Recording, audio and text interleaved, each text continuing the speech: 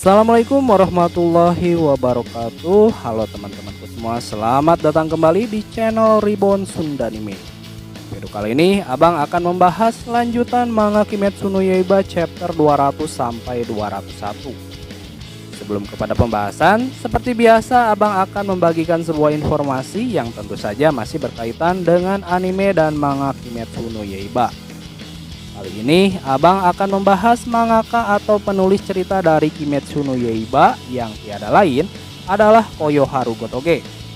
Walaupun mahakaryanya kini sudah sangat dikenal mungkin di seluruh dunia, namun apakah kalian mengetahui bagaimana rupa atau penampilan beliau?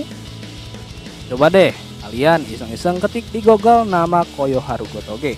Pasti yang muncul adalah gambar kodok hijau berkacamata, bukannya foto manusia.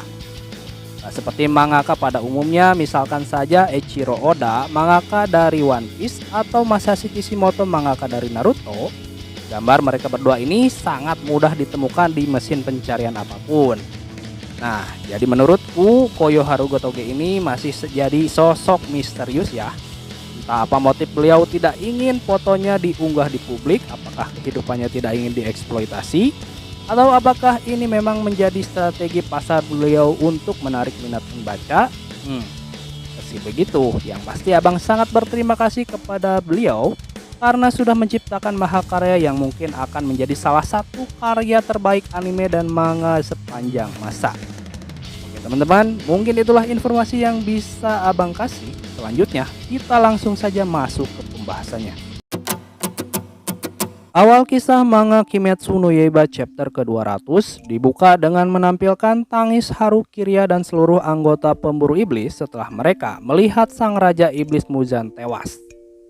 Lalu dari lokasi persembunyiannya sebelum akhirnya pingsan, Kirya pun memerintahkan para pemburu iblis untuk segera mengobati rekan-rekannya yang terluka. Perintah tersebut pun langsung dilaksanakan oleh seluruh anggota pemburu iblis. Kemudian di panel berikutnya diperlihatkan sebagian anggota pemburu iblis mencoba mengobati sang pilar batu yang telah kehilangan satu kakinya. Namun ketika sang pilar akan diberi obat, dirinya pun malah menolaknya. Sang pilar berdalih bahwa obat tersebut akan jadi percuma jika digunakan kepadanya karena dirinya sudah tidak bisa diselamatkan lagi. Justru ia meminta mereka untuk memeriksa para pemuda yang lain. Ia pun memohon agar melaksanakan permintaan terakhirnya ini. Lalu di saat sang pilar terkuat ini sedang sekarat, tiba-tiba dalam penglihatannya ia melihat anak-anak yatim yang dulu ia rawat kini sedang mengerumuninya. Anak-anak yatim yang dulu tewas dalam insiden penyerangan iblis ini pun meminta maaf atas kejadian hari itu. Mereka pun mengklarifikasi bahwa pada saat itu mereka sebenarnya tidak mencoba melarikan diri, tetapi mereka pergi keluar mencari peralatan berkebun untuk dijadikan senjata. Karena mereka berpikir bahwa mereka harus melindungi gurunya yang tidak dapat melihat. Ada juga yang mencoba pergi untuk mencari bantuan, dan salah seorang meminta maaf karena dirinya telah mengusir Kaigaku. Sembari menangis, mereka pun meminta maaf dan mengatakan andai masih ada hari esok yang seperti biasanya, mereka pun pasti akan memberitahu Himejima. Setelah mendengar hal tersebut, Himejima pun akhirnya paham. Ia pun meminta maaf karena telah gagal melindungi anak-anak asuhnya. Lalu karena kini telah berkumpul kembali, Himejima pun mengajak mereka semua untuk pergi bersama-sama. Berbarengan dengan itu, di dunia nyata sendiri sembari menangis bahagia, Himejima pun menghembuskan napas terakhirnya. Berpindah ke lokasi yang tak jauh dari sana, diperlihatkan Obanai Iguro sedang menyandarkan sang pilar cinta di bahunya. Kanroji pun bertanya, "Iguro-san, apakah kita menang?" Obanai pun menjawab, "Ya, kita menang, Muzan telah tewas." Setelah itu, Kanroji pun memberitahu Obanai Iguro bahwa tubuhnya sama sekali tidak merasakan sakit. Menurutnya, sebentar lagi dirinya akan mati. Mendengar hal tersebut, Obanai Iguro pun berkata bahwa dirinya juga sebentar lagi akan mati. Jadi, Kanroji tidak akan kesepian. Di saat tubuh mereka bercucuran darah karena luka yang sangat parah, mereka pun mengingat kembali masa-masa di mana mereka pertama kali bertemu. Ketika itu, Obanai Iguro pernah menolong Kanroji yang tersesat di kediaman Oyakata.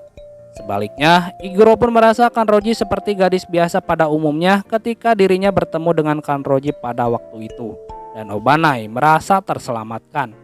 Sifatnya yang periang dan selalu tertawa terhadap hal-hal sepele, Obanai pun yakin bahwa Kanroji pasti sudah melewati banyak hal untuk bisa menjadi seorang pilar. Namun saat melihatnya, semua hal tersebut sama sekali tidak nampak. Dan di saat Obanai berbicara dengan Kanroji, dirinya pun sangat menikmatinya. Sang pilar ular sangat bahagia dan merasa seperti pria biasa pada umumnya. Dirinya pun yakin semua orang juga merasakan hal yang sama. Menurutnya, Kanroji yang selalu bahagia dan ramah telah menyelamatkan hati banyak orang. Jadi, Obanai pun takkan membiarkan siapapun mengatakan hal-hal buruk tentang Kanroji. Mendengar hal tersebut, seketika Kanroji pun menangis bahagia. Dan ia berkata bahwa dirinya menyukai Iguro. Ia pun memohon dan bertanya kepada Iguro, andaikan jika dirinya dan Iguro terlahir kembali menjadi manusia, maukah Iguro menjadikan dirinya sebagai istri? Lalu Obanai pun menjawab, tentu kalau kamu tidak keberatan. Obanai pun pasti akan membuatnya bahagia. Dan di kehidupan berikutnya, dirinya takkan membiarkan Kanroji mati. Kemudian di panel berikutnya diperlihatkan sang pilar angin melihat G-nya dan kelima adiknya sedang berkumpul di tempat yang sama. Sedangkan ibunya hanya tinggal seorang diri di tempat yang berbeda. Saat Sanemi mengajak sang ibu untuk pergi ke tempat adik-adiknya secara bersama-sama, ibunya pun menolak. Sang ibu pun berkata bahwa orang yang telah membunuh anak-anaknya sendiri tidak pantas pergi ke sana. Mendengar hal tersebut, sembari tersenyum, Sanemi pun berkata bahwa dirinya akan ikut dengan sang ibu. Sebab jika dirinya pergi ke sana terlalu cepat, G-nya pun pasti akan sedih. Saat Sanemi memegang tangan sang ibu, tiba-tiba sang ayah yang kejam melepaskan tangan mereka berdua dan menghempaskan Sanemi. Sang ayah pun berkata bahwa Sanemi belum bisa pergi ke sana maupun ke tempat ini. Setelah kejadian tersebut di dunia nyata sendiri, akhirnya sang pilar pun mulai siuman dan sadar. Sementara itu, Inosuke dan juga Zenitsu, walaupun mereka terluka parah namun mereka berdua masih hidup. Berbeda dengan kedua temannya, justru kabar tidak mengenakan berhembus dari diri Tanjiro. Mendengar jika juniornya sudah tidak bernapas, Tomioka pun seketika menangis dan menghampiri tubuh Tanjiro. Ia pun berkata lagi-lagi dirinya gagal menyelamatkan temannya. Ia pun meminta maaf kepada Tanjiro dan juga Nezuko. Lanjut ke chapter berikutnya, di mana di awal cerita memperlihatkan ingatan Muzan pada saat sebelum dia dilahirkan. Ketika dalam rahim sang ibu, jantungnya pun berhenti beberapa kali. Dan di sini dijelaskan keluarganya pun menganggap Muzan mati pada saat dia dilahirkan, karena jantungnya tidak berdetak dan dia tidak bernafas. Muzan pun berusaha untuk bangkit. Meski kesulitan berkali-kali, namun akhirnya Muzan pun mengeluarkan tangisan untuk pertama kalinya. Sebelum tubuhnya menghilang oleh sinar matahari, Muzan pun sempat mengakui bahwa apa yang Ubuyashi katakan itu benar. Semua makhluk hidup pasti akan mati, namun hanya pikiranlah yang abadi.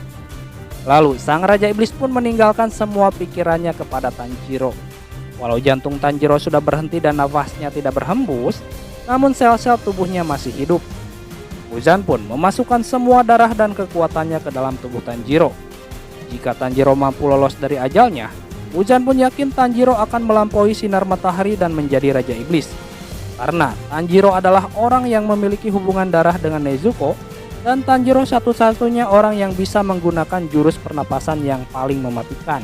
Kemudian di panel berikutnya diperlihatkan ketika Giyu dan 3 orang Kakushi sedang menangisi kematian Tanjiro, tiba-tiba mata Tanjiro terbuka dan tangannya yang putus seketika tumbuh kembali seperti iblis. Setelah itu, Tanjiro pun mencoba menyerang salah seorang Kakushi yang berada di sampingnya.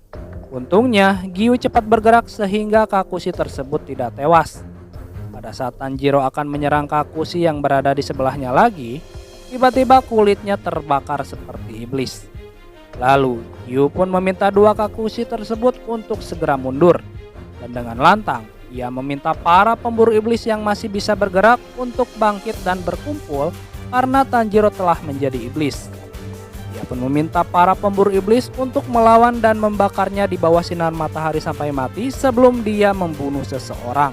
Lalu pada saat Gyu melihat Tanjiro ingin pergi berlindung ke tempat yang teduh, Gyu pun sesegera mungkin untuk menghentikannya walaupun ia harus menerima sabetan dari tangan Tanjiro yang mengarah ke dagunya.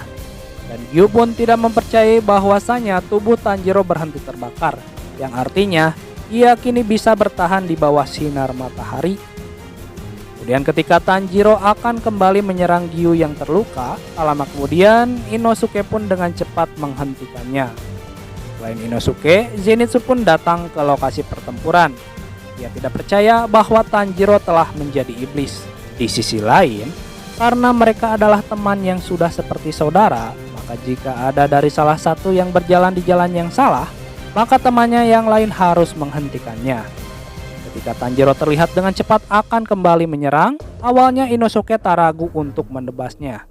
Namun ketika ia ingat senyuman Tanjiro pada saat ia memberikannya ikan, Inosuke pun jadi ragu bahkan tak bisa menebasnya. Lalu bagaimanakah kisah selanjutnya? Oke teman-teman, demikianlah pembahasan manga Kimetsu no Yaiba chapter 200 sampai 201. Terima kasih buat kalian yang sudah mampir dan menonton video ini sampai habis. Dan akhir kata, wassalamualaikum warahmatullahi wabarakatuh.